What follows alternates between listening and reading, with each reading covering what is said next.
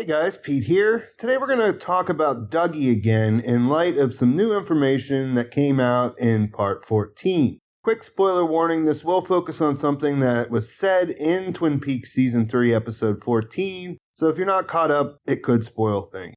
With that out of the way, months ago after part 4 aired, I did a video about Dougie and where he might have come from. At the time, I expected that since the real Dougie Jones disappeared into the Red Room, his life would be a short stopover point to the eventual reemergence of real Agent Dale Cooper.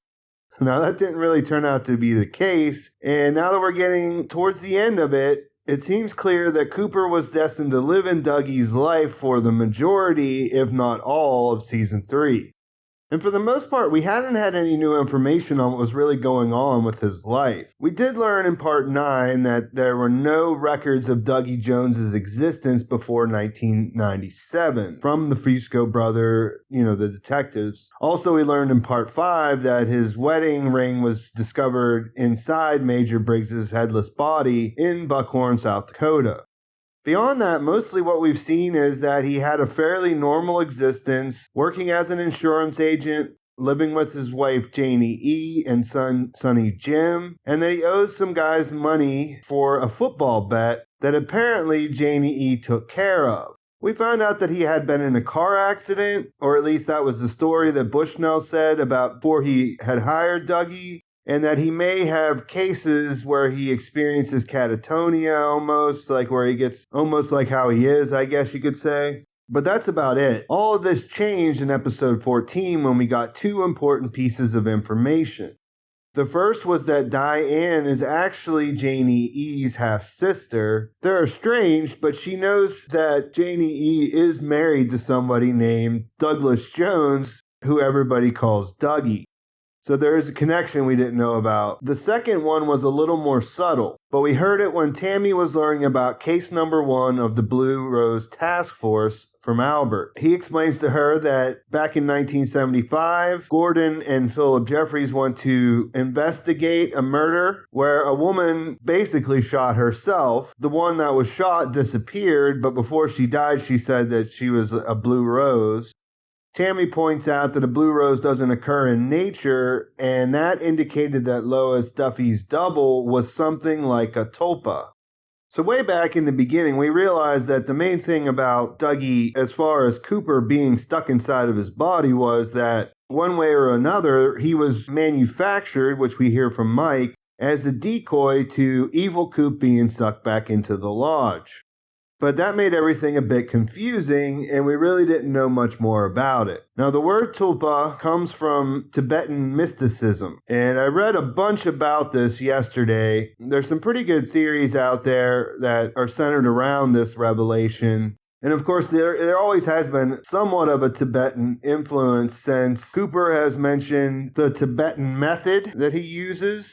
We've seen other references related to his character. Also, Wyndham Earle mentioned the Dougie, which is another thing that I won't get into here, but that's also figured into a lot of theories about what's going on over the years.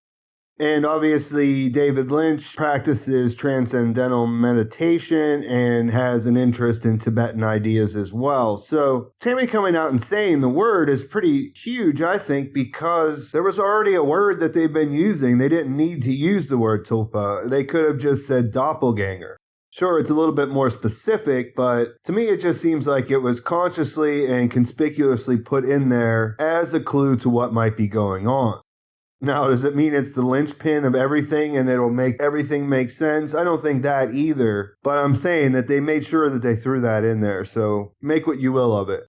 So what does it mean? The word Tulpa comes from Tibetan mythology or Tibetan mysticism, whatever you want to say there, and it refers to a thought form, a being that is created through a person's mental or spiritual power. So it's not just an imaginary thing, it's rather a real sentient being. Now, when I was reading about this, there are some different ways that it's interpreted, so I'm just going to go with that as it's because it's simple, because there may be some distinction between tulpas and dreams and then actual physical beings in the world. So yeah, there was a ton of stuff that I read that was interesting here. One is about this idea of tulpamancers, which is, I guess, how you pronounce that. But they're special people who, through focused concentration and visualization, can produce imaginary beings that they call tulpa. And almost everything I read said they're understood to be distinct sentient beings within the world with their own personalities, inclinations, and so on. They're autonomous of the person who makes them. But then it gets a little bit gray because they can sometimes meet in imagined environments or wonderlands, dreamscapes, whatever you want to call that there. And this kind of sounds a little bit like the Red Room and other places we've seen, like where the Giant's at, possibly the White Lodge and, the Mob Zone, all these places.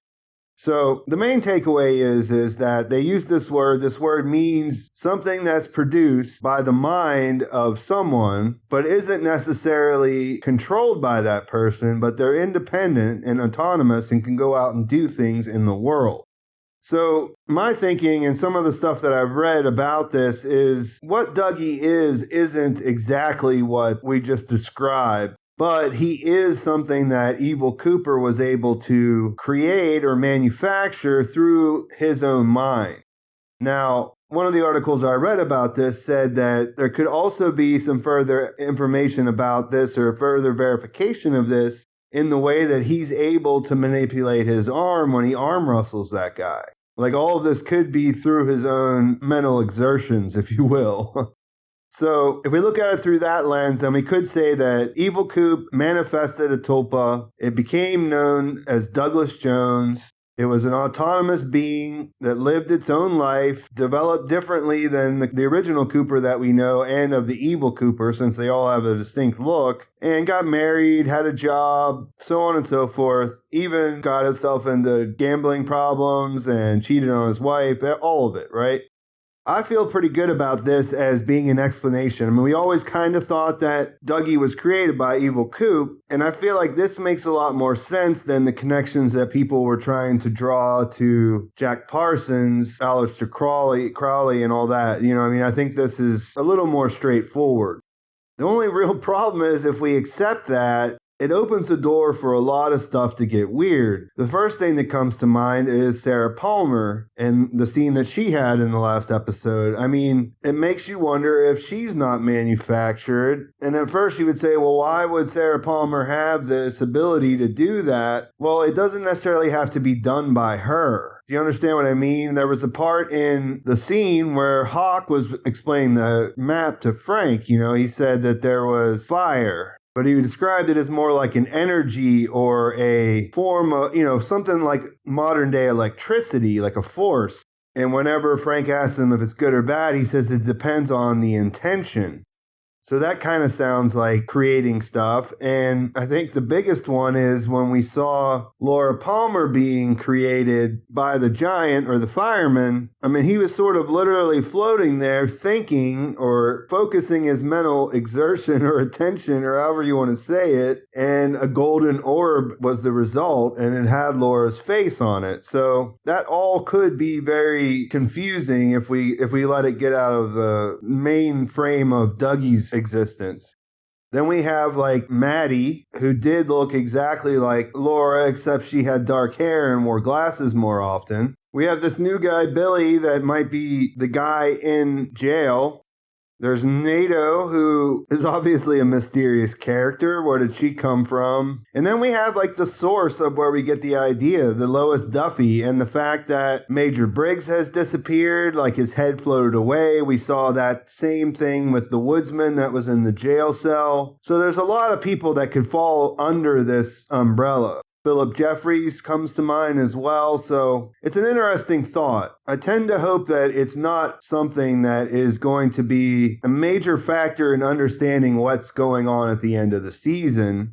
And I have to say before I finish this out that it's also possible, since there are tulpas that are in these wonderlands or dreamscapes, this could be a clue that the entirety of everything is a dream that, say, Cooper is having himself, or perhaps even Audrey, since we're getting strange clues about her existence towards the end.